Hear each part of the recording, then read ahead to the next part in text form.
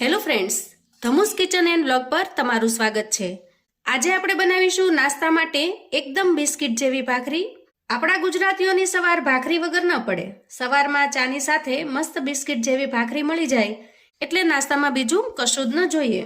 તેલ અને પાણીના ઉપયોગ વગર લાંબા સમય સુધી સ્ટોર કરી શકાય એવી ટેસ્ટી અને ક્રિસ્પી બને છે। તો ચાલો ઝડપથી બનાવવાનું શરૂ કરીએ। તો અહીંયા ભાખરી બનાવવા માટે મેં 1 કટોરી જેટલો ઘઉંનો લોટ લીધો છે। આ ઘઉંનો લોટ આપણે રોટલી માટે જે દળાવીએ છીએ એ જ લોટ લીધો છે।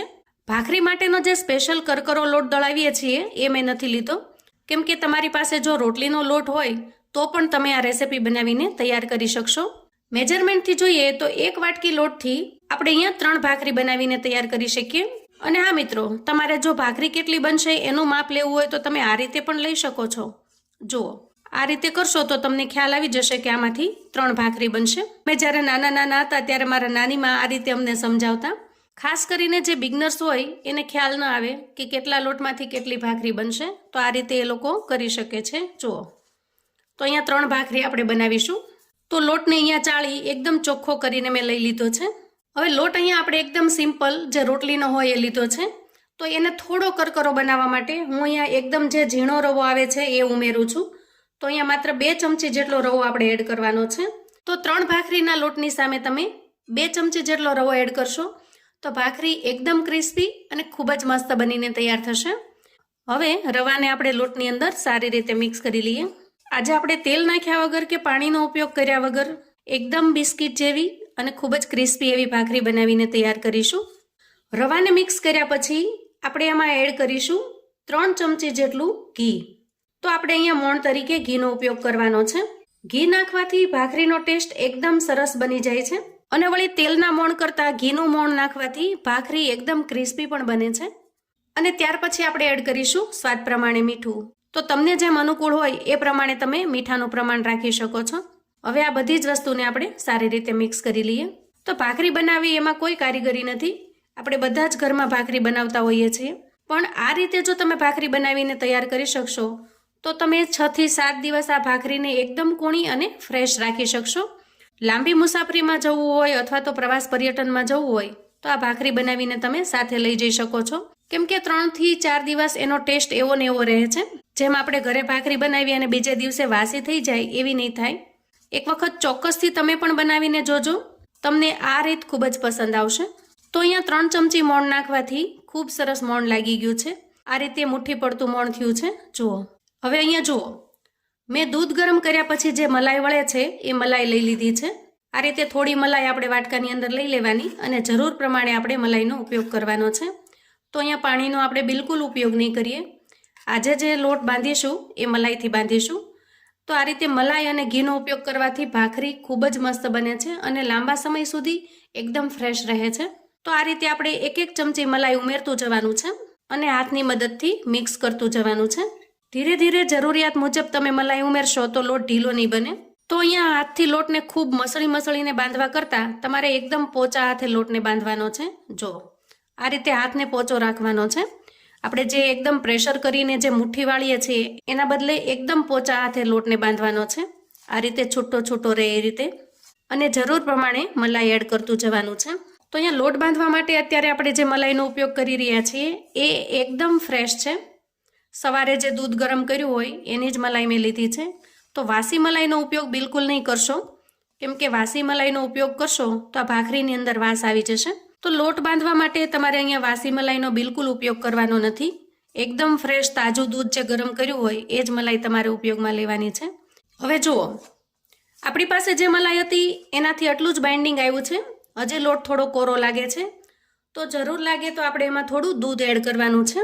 તો તમારી પાસે મલાઈનું પ્રમાણ ઓછું હોય તો આ રીતે થોડું દૂધ એડ કરીને પણ તમે લોટ બાંધી શકો છો। અહીંયા મેં 4 થી 5 ચમચી જેટલું વધારાનું દૂધ એડ કર્યું છે અને અહીંયા લોટની કન્સિસ્ટન્સી તમે જોઈ શકો છો।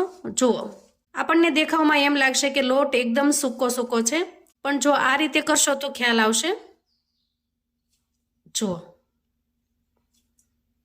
એકદમ સરસ મુઠ્ઠી વળે એવો સરસ તૈયાર થઈ ગયો છે। તો આ રીતે તૈયાર કરી અને આપણે આમાંથી 3 ભાખરીના લુવા લઈ લઈએ। તો મિત્રો, ભાખરી બનાવવાની આ રીત એકદમ સિમ્પલ છે અને એક વખત જો તમે આ રીતે ભાખરી બનાવશો તો પછી રોજે તમે આ રીતે જ ભાખરી બનાવવાનું પસંદ કરશો। બધા જ લોટની અંદરથી આરામથી આ રીતે લુવા તૈયાર થઈ જાય છે. તો અહીંયા જુઓ, આપણે જે માપ પ્રમાણે લોટ બાંધ્યો હતો એ પ્રમાણે 3 લુવા તૈયાર થઈ ગયા છે. અને અહીંયા ભાખરીને તમને જે સાઈઝમાં ગમે એ સાઈઝમાં વણી લેવાની છે. અહીંયા પાટલી ઉપર લુવો મૂક્યા પછી આપણે એને થોડો આ રીતે કૂણવી લેવાનો છે.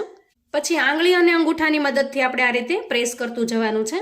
તો ખાસ કરીને જે લોકો નવી રસોઈ બનાવતા શીખતા હશે એને ખાસ ઉપયોગી થશે. આ રીતે આપણે કિનારીને પ્રેસ કરી દેવાની છે અને પછી હાથથી ઉપર દબાવી દઈએ. જુઓ, એકદમ સરસ લુવો બનીને તૈયાર થયો છે. અને હવે આપણે વણી લઈએ. તો જુઓ, આ રીતે આપણે વણીને તૈયાર કરી લીધી છે.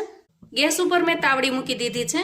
આપણે જે માટીની તાવડી ઉપયોગમાં લઈએ છીએ ભાખરી બનાવવા માટે, અહીંયા તમે નોનસ્ટિક પેનનો પણ ઉપયોગ કરી શકો છો. અને ભાખરીને નાખીશું.